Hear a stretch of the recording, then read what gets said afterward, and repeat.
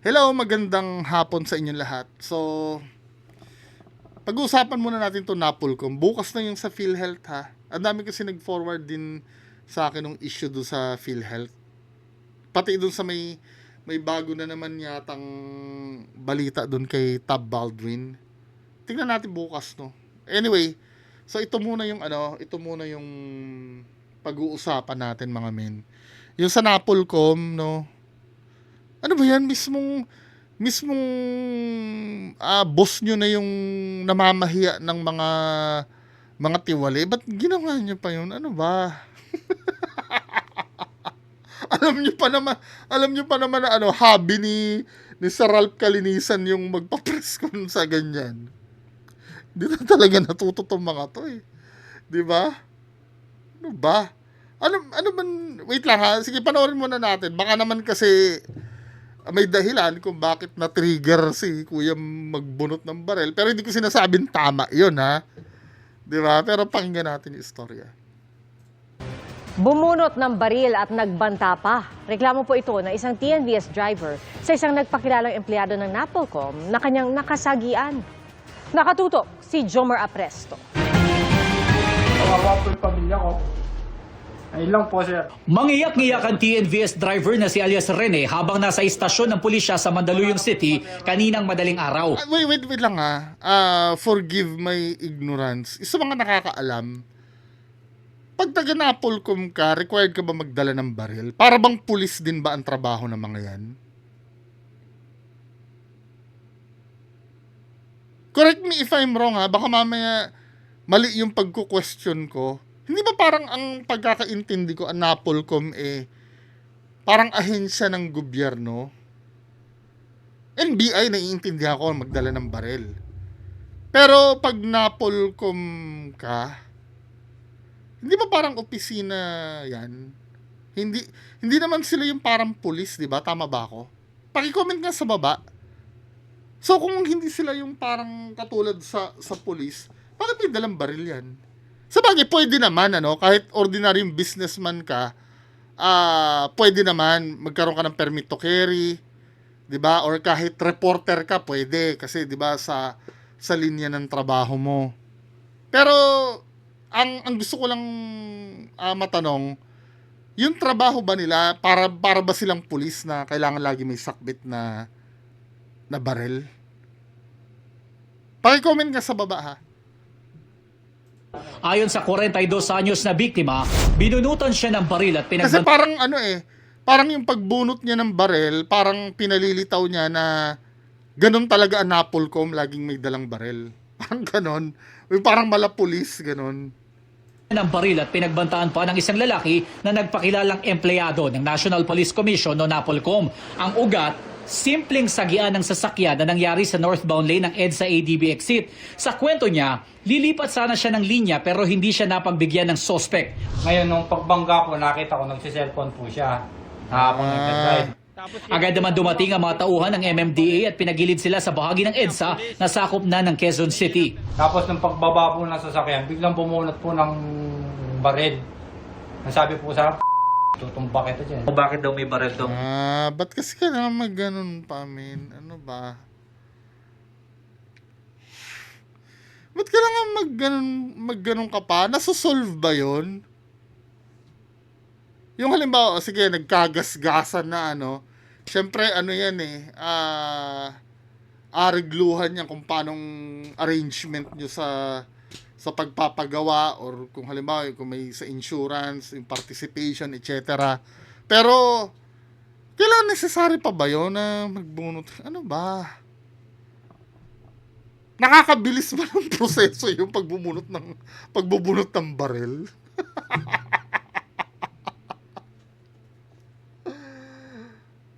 Or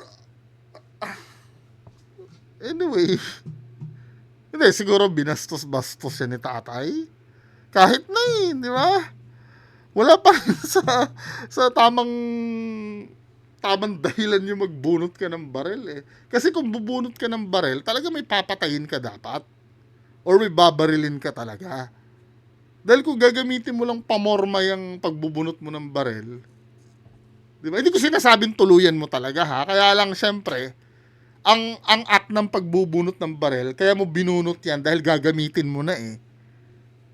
Tapos, pamporma mo lang gagawin. Ano ba? Di ba, as well, wag mo nang gamitin. Ano? Hindi ko na i-gets yung... Suspect. Sabi niya, tiga Napolcom daw po. Sabi ko, hindi naman po gera yung pinunta mo, sir. Nabangga lang po tayo. Na-shock po kasi tapos napatras po ako na natakot po talaga. Kasi first time ko po itong mangyari po sa akin. May baril po talagang dala, positive po talaga. Napatakbo ang biktima hanggang sa nakahingi siya ng tulong sa mga nakabantay na pulis sa lugar. Nakainom ba yun? Hindi mo ako tinutukan, binunutan mo lang ako. Kapal na mukha. Ano yun ng permit to carry yan? Hindi ako papayag. Mayabang masyado. Dinala sa Mandaluyong City Police Station ng 59 anyos na suspect. Nakuha sa kanyang isang 9mm na baril at isang ID mula sa Napolcom. Merong Napolcom na nakasulat, pero yung confirmation na antayin pa namin kung talagang empleyado siya. Under verification pa rin yung sa firearm ng ating suspect. Hinihintay din ng pulisya ang resulta ng breathalyzer para malaman kung nakainom ng alak ang suspect. Desidido ang biktima na sampahan ng reklamo ang suspect na tumangging magbigay ng pahayag.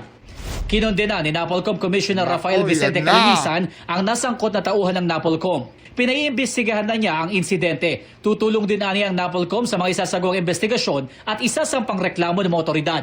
Humingi rin ng paumanhin si Calinisan sa biktimang TNVS driver. So, dahil dyan, mga kababayan ko, ito na nga, 'di ba? Ito na nga ang nangyari kay Sir Napolcom. Umiiyak na siya. Ano ba, sir? Ang aking naging asal ay hindi karapat-dapat at hindi dapat tularan. Humihingi ako ng pagkakataon na patunayan sa inyo na ang insidenteng yon ay hindi siyang kabuuan ng aking pagkatao at aking serbisyo. Hindi, actually, ganito kasi, sir. Hindi naman talaga kabuuan ng However, yung ginawa mo na yon may kaukulang ano kasi yun eh. Kailangan mong pagbayaran. 'Di ba? Kadalasan ganyan ang depensa eh, na hindi naman talaga ako ganun kasama. Yung nakita yung ginawa ko, hindi naman talaga ako ganun. Oh, nagigits naman namin yung. Kaya lang, syempre, kailangan pagbayaran mo yung ano, yung, parang yung nangaltok ng helmet, di ba? Na hanggang ngayon hindi pa rin nakikita, yung sa Sampaloc ba yon, Manila, yung nang hampas ng helmet. Di ba? Pinagtatanggol na mabait naman daw yon. Oo, let's say mabait yon. Ang problema nga, may ginawa siyang katarantaduhan na kailangan kalusin. Yun lang naman. Ano mo mahirap intindihin doon, men?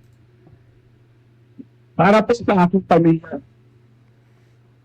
Ay, naku, nakaposas Na pa siyang- si kuya. Unang nakaramdam ng bigat ng aking pagkakamali. Matawad. Masakit para sa akin na dahil sa ating bugso ng damdamin ay nadamay ang ating pangalan at nakaiunas kayo ng pag-alala at kahihiyan.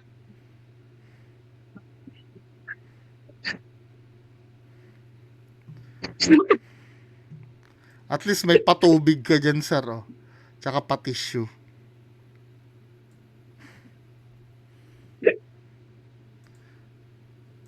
Siyempre, may mga maaawa dyan, men. Ano? Ganyan naman ang mga Pinoy. Madali magpatawad eh pag nakitang umiiyak eh. Pero kailangan, maawa man tayo, ano. Pero kailangan kasi may pagbayaran eh. 'Di ba?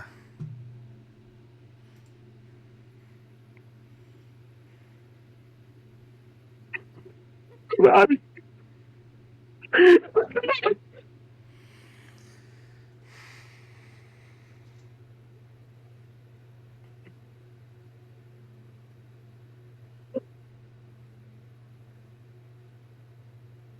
Salamat ay katabi na ng aking pagpupulang. Ninyo ako ini at patuloy niyo akong pinagpay upang matuwid ko ang aking landas. Sa aking mga minamahal at pinakamahalagang samahan ng unit yung inis po. Humingi ako ng sarili at taus-pusong paumanhin. Kayo ang ating mga direktang katuwang sa araw-araw na trabaho. At alam ko kung gaano nyo pinaghalagahan ang maayos ang reputasyon ng ating unit. Ang ating naging aksyon ay nagdulot ng hindi karapat-dapat na ang ingay sa ating grupo. Humingi po ng tawad sa kakahihiyang dinala ko Doon na tayo sa mismong report 4 hours ago as of this recording. Napahagulgol ang isang kawani ng Napolcom nang humarap sa media at magsorry sa pamilya. Yan ay matapos siyang mahuli dahil sa panunutok ng baril sa nakagitgitan niyang TNVS driver sa EDSA sa Quezon City. Ayon sa nagreklamong driver, nagse-cellphone umano ang suspect nang mabangga siya nito. Napagalaman ding nakainom pa ito nung mangyari ang Yun insidente. lang, Nasa driving frontline ng balitang yan under si the Mobile Journal, influence. Alexis Ebue. Titignan natin kung kukunin yung baril niya. Kinakausap ng dalawang pulis na yan ang isang lalaki sa gilid ng kalsada sa EDSA Ortigas. Matapos ang nasa 1 minutong pag-uusap, pumasok ang lalaki sa loob ng sasakyan. Kinuha ang baril at inabot ito sa mga otoridad. Ang lalaki niyan, isa palang Napolcom inspector. Habang ang lalaking kumukuha ng video at nagsasalita, isang TNVS driver na tinutukan umano nito ng baril. Pero bago yan, nakagitgitan at nabangga pa raw siya nito. Pagkat kami bumagay diyan sa EDSA, kakaliwa ako, hindi ako pinagbidyan. Ayun, tumama sa akin. Ngayon pala, may hawak siya ng cellphone. Nagsa-cellphone siya habang nagdadrive. Hindi niya nakita huminto ako. Kaya pinangga niya ako sa tagiliran. Pinatabi at pinababa sila ng MMDA officer dahil bumigat na rin ang daloy ng trapiko. At dito na raw ito naglabas ng baril. Bumaba siya ng sasakyan, dala-dala na yung slim bag niya. Hindi namin alam na may baril pala siya doon. Pinulungan ako. Nang sabi niya, gusto mo, itumba na kaya dyan.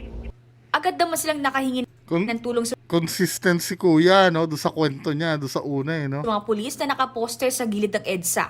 Inaresto ang suspect na napag-alamang nakainom. Ayun Na-turn over na natin siya sa SIDU dahil sila na po ang magpoproseso po noon. Ano po yung sasampa naman niya? Grave threat po. Kaninang umaga, humarap sa media ang sangkot na inspektor kasama si Napolcom Commissioner Rafael Calinisan. Naikumpit yan, pansin, at hindi ng kapatawaran yung naganap na insidente sa kalsada para po kamukha ni Ghost Hunter 88 no? Nakakabuisit. muli, nandito na po siya. Muli, naipitag kumipangabot ang aking pinakamalalim na pauman sa inyo at ang sa inyong pamilya. Hindi rin ito napigilang maging emosyonal na mabanggit ang naging epekto ng insidente sa kanyang pamilya. Para po sa aking pamilya.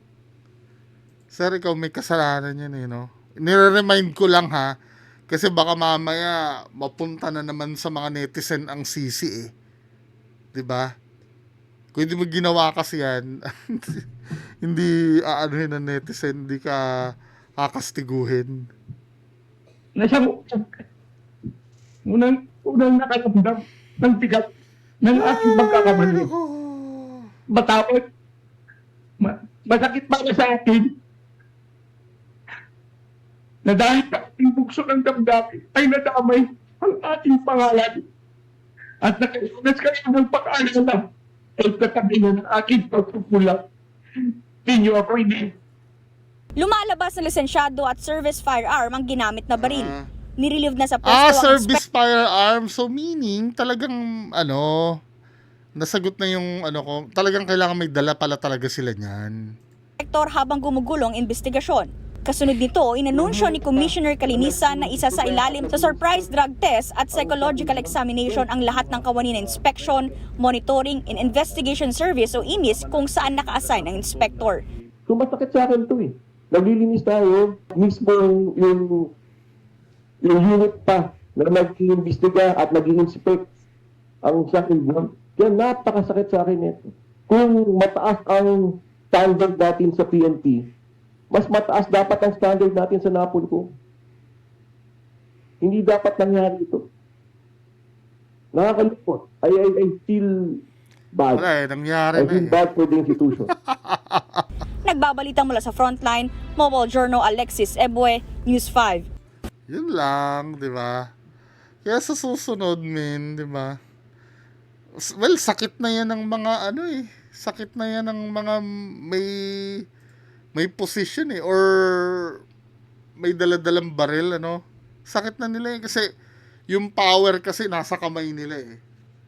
Anytime pwede nilang gamitin yun, di ba? Parang para sila mga Jedi na may power. Kaya lang syempre, sabi nga ni Spider-Man, with great power comes with great responsibility. Di ba, men? Sa ganun lang, sa pagganon-ganon lang, wala, nasira ang buhay.